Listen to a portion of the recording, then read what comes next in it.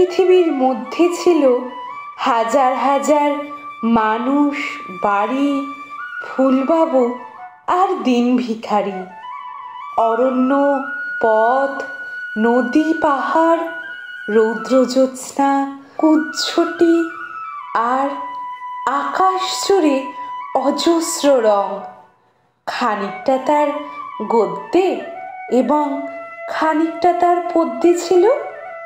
এই পৃথিবীর মধ্যে ছিল অনন্ত এক শীতল পাটি। অনেক দাঙ্গা ঝগড়াঝাটি পার হয়ে এই ভালোবাসা জুগিয়েছিল অনেক আশা, ফুটিয়েছিল অজস্র রং। খানিকটা তার গদ্যে এবং খানিকটা তার পদ্যে ছিল। নমস্কার।